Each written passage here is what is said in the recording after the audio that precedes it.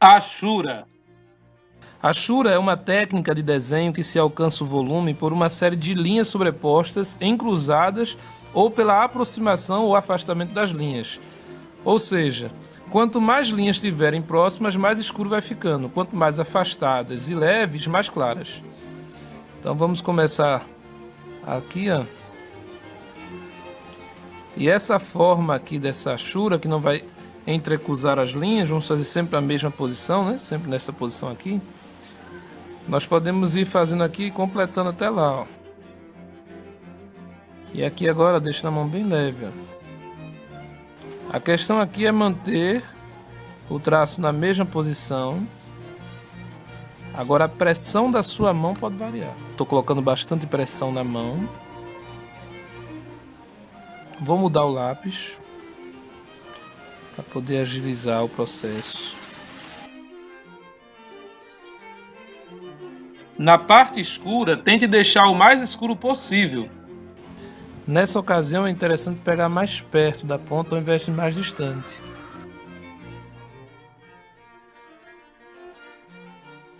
Agora, após trocar o lápis, pressiono com muita força a ponta do lápis contra o papel. Faço a mesma coisa nesse, mas procuro diminuir um pouco da pressão.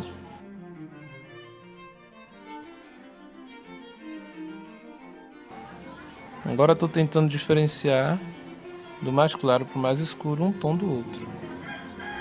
Veja que quando eu escureço esse aparenta clarear. Chamamos isso de contraste simultâneo. Isso é até bom de saber, porque quando você tiver uma parte que tiver muito escura no desenho e não der para apagar, escureça alguma do lado.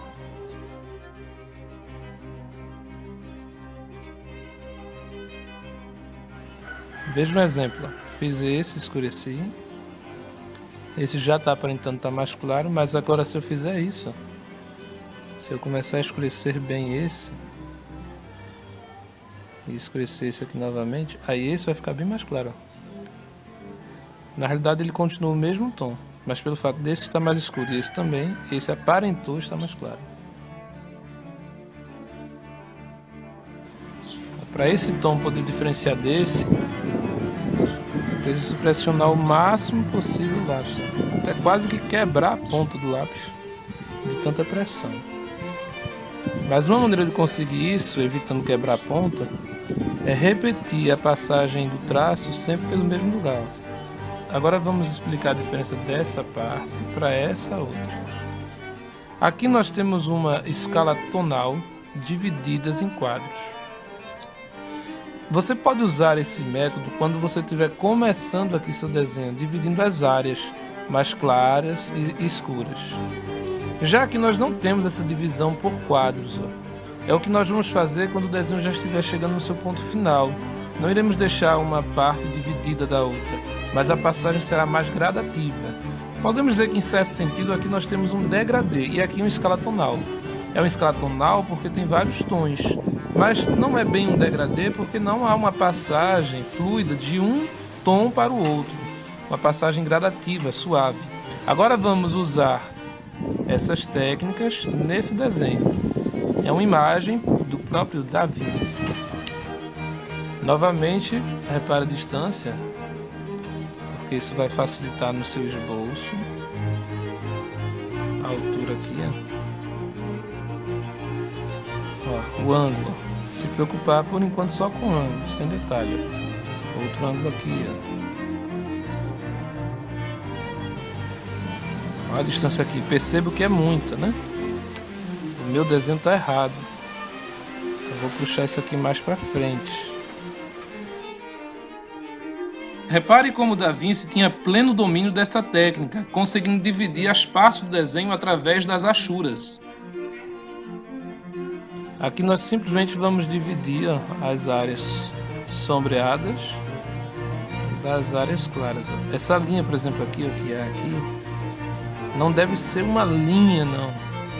Você só faz essa linha aqui de início só para marcar. É apenas uma marcação de onde vai ficar a luz e onde vai ficar a sombra. Mas não faça ela forte, que ela não deve aparecer no final do desenho. Lembrando que originalmente isso não foi um desenho feito para um curso, né? Para explicar algo para alguém.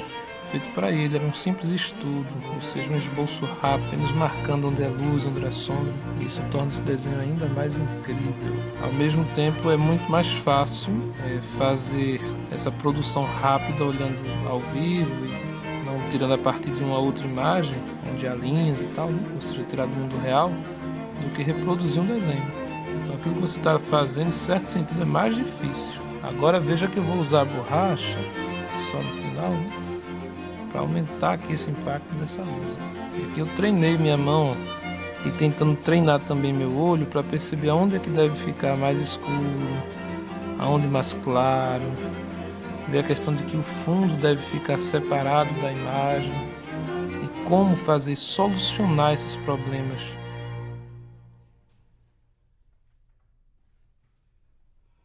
Mas tire tempo para aplicar tudo isso fazendo seus próprios desenhos com achuras. Quer sejam plantas ou objetos dentro de casa, né? Se tiver uma natureza morta, o que seja. Mas faça ao vivo.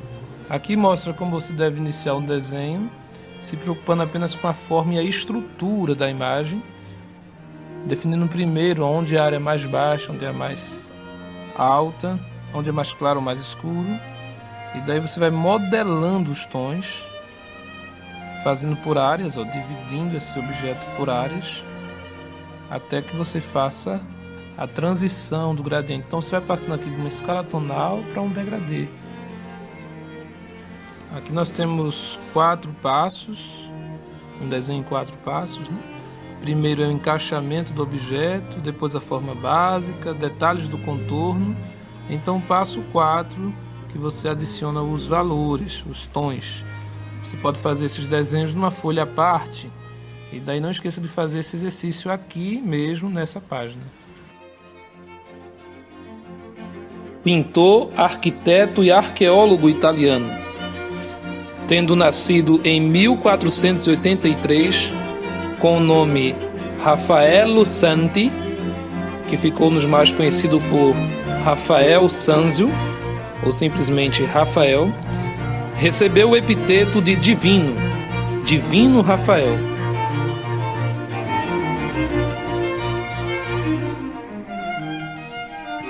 Na época em que ninguém menos do que Leonardo da Vinci e Michelangelo competiam, chega Rafael em 1504 em Florença.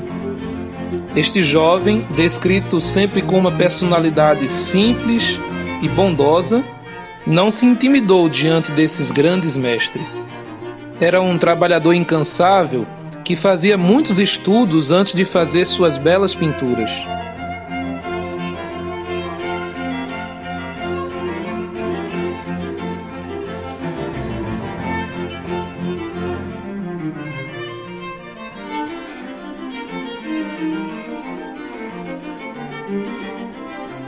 É muito mais conhecido por suas belas Madonas, mas Rafael pintou na realidade vários e inúmeros temas.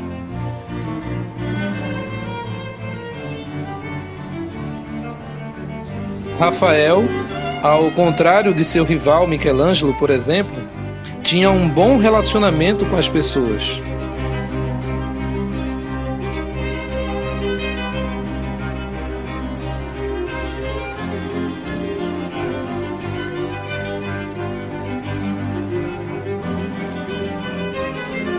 Ele teria, portanto, o que chamaríamos hoje de inteligência interpessoal.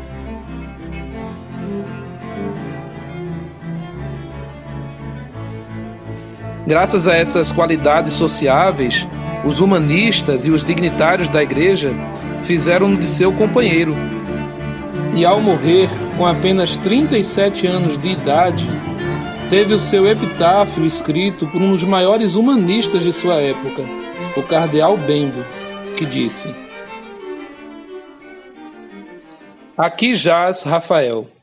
Enquanto viveu, a mãe natureza temia ser por ele vencida.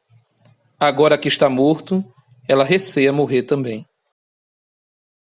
Mas agora queremos voltar nossa atenção para a arte do desenho, uma revista publicada pela editora Planeta de Agostini. Na revista número 12, foi feito um verdadeiro estudo sobre apenas um desenho de Rafael. Os editores desta revista, de modo maestral, conseguiram separar pelo menos 9 tipos de traços que fica evidente no desenho de Rafael, feito em 1506. Note que nesse pequeno esquiço, ou esboço, podemos tirar várias lições de desenho e de achuras. Tire tempo para observar estas belas obras dos grandes mestres. Aprenda com eles e aplique no seu desenho as lições aprendidas.